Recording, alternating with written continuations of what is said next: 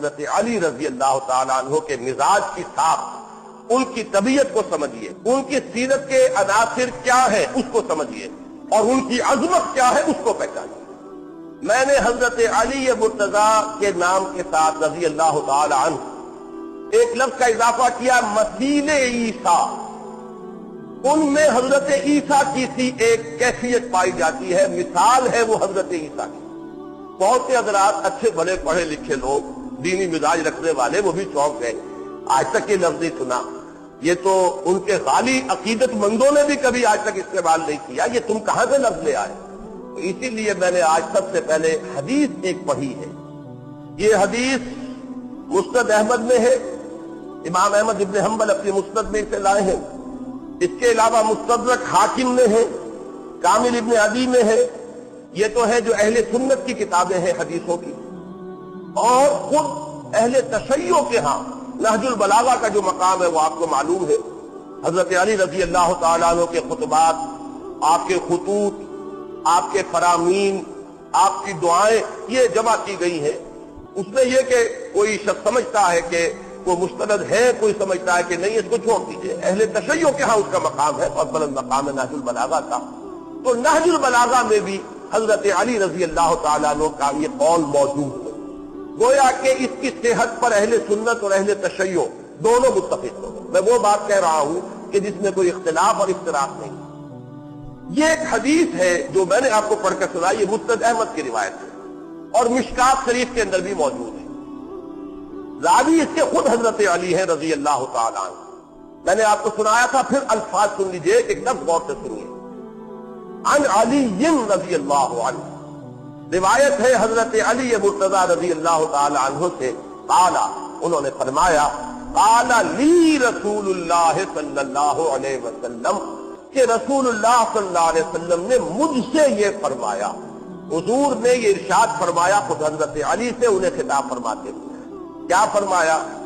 Fake مثل من عیسیٰ، اے علی تمہارے اندر ایک مثال ہے عیسیٰ کی علیہ الصلوۃ والسلام۔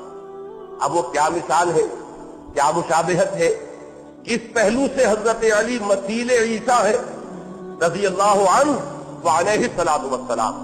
میں جب دونوں نام میرے جملے میں آ جائیں گے تو ایک صحابی ہے، ان کے لیے رضی اللہ تعالی عنہ کے الفاظ کہوں گا، ایک رسول ہے، نبی ہے، ان کے لیے علیہ الصلوۃ والسلام۔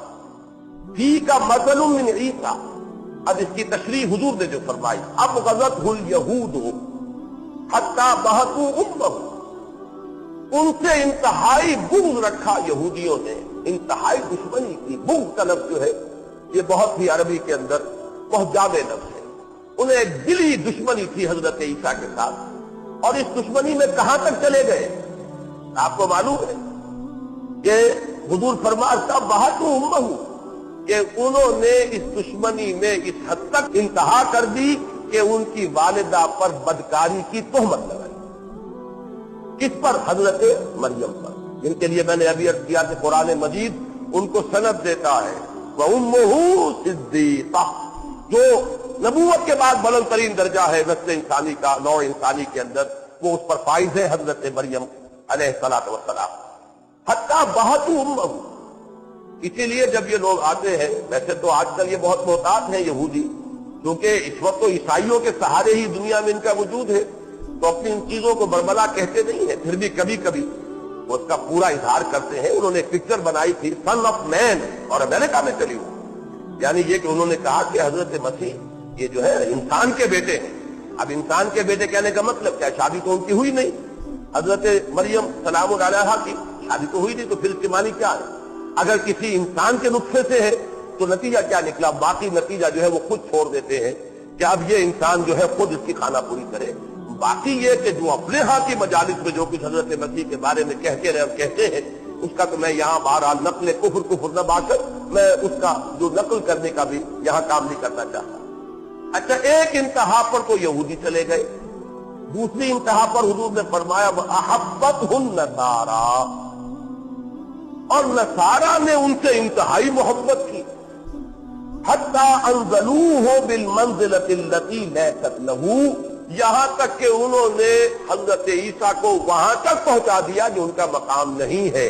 اس میں بھی وضاحت نہیں ہے، تفصیل نہیں ہے، اس لیے کہ معلوم ہے اللہ کا بیٹا بنا دیا، خدا کا بیٹا ہے، صلبی بیٹا ہے، صلبی بیٹا۔ یہ بھی یعنی یہ کہ یہ نہ سمجھو کہ صرف جو ہے وہ ایک استعارے کے طور پر کہا جا رہا خدا کا بیٹا، بلکہ وہاں لفظ ابن نہیں بلکہ ولد کا لفظ استعمال کرتے ہیں، اور اس کو واضح کرنے کے لیے صلبی بیٹا ہے۔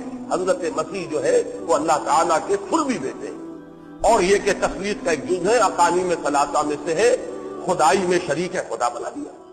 تو یہ دو انتہائیں ہوئی حضرت عیسیٰ علیہ السلام کے بارے میں کہ ایک گروہ انتہائی دشمن ہوا، یہاں تک کہ ایسی تہمت بھی لگا دی اور ان کے نسب کو داغدار کر کے، اور ان کی والدہ جو ہے ان پر بدکاری کا الزام عائد کر دیا۔ دوسرا گروہ ان کی محبت میں اس انتہا کو پہنچا، اس غلو میں اس انتہا کو پہنچا کہ انہوں نے خدا بنا دیا، خدا کا بیٹا بنا دیا، خدائی میں شریک کر دیا، جو بدترین اور اریاں ترین شرک ہے، اللہ کی ذات میں کسی کو شریک کر دینا، اس شرک کے جناب جرم کے مرتکب ہو گئے۔ یہاں پر حضور کا فرمان تو ختم ہوا، اب اس کے حوالے سے خود حضرت علی مزید فرما رہے ہیں۔ ثم قال، یہ جو راوی ہیں یہ گویا کہ بتا رہے ہیں کہ اس کے بعد حضرت علی نے مزید فرمایا، یہلک فی رجلان، اسی طرح میرے بارے میں بھی دو اشخاص ہلاک ہوں گے، ہلاکت، بربادی، تباہی اور انتہائی ضلالت کو پہنچ جائیں گے۔ یہلک فی رجلان محب مفرط، ایک وہ ہلاک ہوگا، وہ برباد ہوگا جو میری محبت میں افراط کو پہنچ جائے گا۔ افراط و تفریط کا لفظ آپ استعمال کرتے ہیں، ایکسٹریم۔ محب مفرط، بے انتہا محبت کرنے والا، محبت میں غلو کرنے والا، محبت کی انتہا کو پہنچا دینے والا۔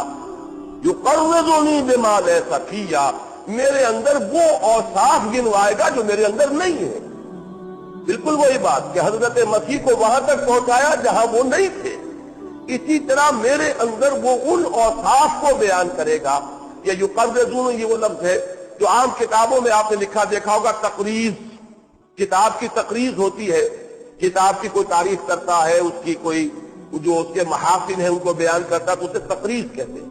یہی وہی لفظ ہے تقریض، باب تفعیل سے، کہ یقرضنی، وہ میرے اندر محاسن وہ بیان کرے گا بما لیس فی، جو میرے اندر نہیں ہے۔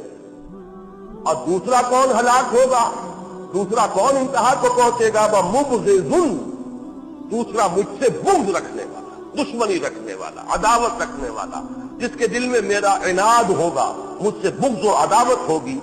یحملہ شنآنی علی ان یبہتنی، اور اسے میری دشمنی یہاں تک پہنچا دے گی کہ وہ مجھ پر بہتان لگائے گا، مجھ کے اوپر وہ جرائم جو ہے وہ مجھ سے منسوب کرے گا کہ جو جس کا کوئی سوال ہی نہیں، جس سے اللہ نے مجھے پاک و صاف رکھا۔ یہ ہے وہ حدیث جس کے حوالے سے میں نے اپنی آج کی گفتگو کا عنوان بنایا، مسیح عیسیٰ۔ اب حضور صلی اللہ علیہ وسلم کے اس قول مبارک کی شرح آپ اپنے سامنے آنکھوں سے دیکھیں۔ ایک انتہا عبداللہ ابن سبا یہودی، جو اس امت مسلمہ کے اندر بالکل وہ جس کو سینٹ کہا جاتا ہے، میرے نزدیک جو شیطان تھا، پولوس، سینٹ پال جس کو کہا جاتا ہے، اس کا بروز ہے، اسی کا ظہور ہوا ہے اس کی شکل کے اندر۔ عبداللہ ابن سبا، اس نے یہ عقیدہ پھیلایا، اس حد تک آگے گئے کہ انہوں نے تو پھر بھی خدا کا بیٹا کہا تھا اور اس نے خدا قرار دیا، ایبسولوٹلی کلیئر ورڈز میں کہ یہ خدا ہے، گاڈ انکارنیٹ ہے، خدا ان میں حلول کر چکا ہے۔ میں بھی عرض کروں گا کہ اس شخص کے بارے میں آج کل بعض لوگوں نے یہ کہنا شروع کر دیا ہے کہ یہ کوئی شخصیت نہیں تھی، ایسے ہی افسانوی شخصیت ہے، یہ ایسا اس نام کا کوئی آدمی گزرا ہی نہیں ہے۔ لیکن یہ کہ اس کے حوالے اس کثرت کے ساتھ پہلی صدی کی کتابوں کے اندر موجود ہے، اور میں خاص طور پر جس کا ذکر کرنا چاہتا ہوں کہ جیسے ہمارے ہاں حدیث کی کتابیں ہیں، بخاری مسلم، صحیح بخاری صحیح مسلم، ایسے ہی مطلب یہ کہ اہل تشیع کی کتابیں ہیں، کافی ہے۔ اس طرح ہمارے ہاں اسماء الرجال کی کتابیں، جو روات ہیں، راوی ہیں، ان کے حالات کے بارے میں کتابیں ہیں، اسی طریقے سے اسماء الرجال جو ہے اہل تشیع کے ہیں۔ ان کے ہاں اسماء الرجال کی جو سب سے مستند کتاب ہے اس کا نام ہے رجال کشی۔ رجال کشی میں حضرت جعفر صادق رحمت اللہ علیہ میں علیہ الصلوۃ والسلام نہیں کہہ رہا کہ ہمارے نزدیک ائمہ دین کے لیے، بزرگان دین کے لیے، اولیاء اللہ کے لیے، صحابہ کے بعد تابعین، تبع تابعین، اب ان کے لیے رحمت اللہ علیہ کے الفاظ، تو حضرت جعفر صادق رحمت اللہ علیہ ان کے متعدد اقوال منقول ہیں، اور یہاں تک رجال کشی کے اندر موجود ہے کہ حضرت علی نے نہ صرف اس شخص کو بلکہ اس کے بہت سے ساتھیوں کو زندہ آگ میں جلوایا ہے، کہ یہ ماننے کے تیار نہیں تھا۔ اس نے برملا آ کر کہا حضرت علی کے سامنے کھڑے ہو کر کہ تم خدا ہو، اور جب حضرت علی نے فرمایا کہ توبہ نہیں کرو گے تو زندہ آگ میں جلوا دوں گا، انہوں نے کہا تم خدا ہو، خدا امتحان دیتا ہی ہے، تم ہمارا امتحان لے رہے ہو اور ہم اس امتحان میں ثابت کرو گے۔ یہ روایات جو ہے رجال کشی میں موجود ہے، اور حضرت جعفر صادق کے اقوال موجود ہیں جن میں کی شک نہیں۔ یہ جو ہے یہ ایک انتہا پر چلے گا، جیسا کہ میں نے عرض کیا حضرت علی نے بعض کتابوں میں درج ہے انہیں سخت سزائیں دی، ایسے لوگ پیدا ہو چکے تھے، حضرت علی کے عین دور میں پیدا ہو چکے، آپ کی زندگی میں پیدا ہو چکے۔ آپ نے خلیفہ برحق، خلیفہ راشد کی حیثیت سے، امیر المومنین کی حیثیت سے آپ نے وہی کیا۔ اس بدترین شرک کی جو سزا دی جانی چاہیے تھی وہ آپ نے سزا دی، اس لیے کہ یہ تو ارتداد ہے، کھلم کھلا ارتداد ہے۔ خدا مان لینا کسی انسان کو اس سے بڑا ارتداد اور خوف نہ ہوگا، لہذا اس پر سزا، اس مرتد کی سزا قتل ہے۔ یہ قتل حضرت علی نے نہ صرف قتل بلکہ زندہ آگ میں جلانے کی سزا جو ہے بدترین سزا ہو سکتی ہے وہ دی ہے حضرت علی نے۔ تو یہ ایک تاریخی واقعہ، ایک حقیقت ہے۔ وہاں پر بھی سینٹ پال نے وہی کیا، خدا کا بیٹا بنایا، اس سے آگے نہیں، اور یہاں حضرت علی کو خدا بنایا۔ ایک انتہا تو میں نے آپ کو یہ دکھا دی، اور یہ تو میں نے اسلام کے دائرے سے باہر کی بتائی۔ دوسری طرف دوسری انتہا کو کون پہنچے؟ خوارج۔ خوارج نے حضرت علی پر کفر کا فتویٰ لگایا، کافر ہو گئے، کافر ہو گئے تو مرتد ہو گئے۔ ان کا موقف کیا تھا؟ آپ نے تحکیم کیوں منظور کی؟ ان الحکم الا للہ، اللہ کے سوا تو کوئی حکم نہیں، کوئی حاکم نہیں، کوئی حکم دینے کا مجاز نہیں۔ آپ نے کیسے حاکم مان لیا، کیسے حکم مان لیا، کیسے اپنا معاملہ حوالے کر دیا؟ گویا کہ آپ کو اس بات کا یقین نہیں ہے کہ آپ خلیفہ برحق ہیں، آپ نے گویا کہ ڈسپیوٹڈ اس کو تسلیم کر لیا، آپ اس معاملے کے اندر تحکیم کے اوپر راضی ہو گئے۔ اب حضرت علی رضی اللہ تعالیٰ عنہ کے مزاج میں یہ میں عرض کر دوں، وہ میں بعد میں بیان کروں گا کہ جو نرمی تھی مزاج کے اندر، اس نرمی کا ظہور ہوا ہے کہ مسلمانوں کی قتل و غارت گری آپ کو کسی صورت میں پسند نہیں۔ جو کچھ ہو رہا تھا اس سبائی فتنے کے نتیجے میں اس سے حضرت علی نے آخری کوشش بھی کی ہے کہ کسی طریقے سے یہ معاملہ ختم ہو جائے، لہذا یہ تحکیم جو ہے اس پر حضرت علی راضی ہو گئے۔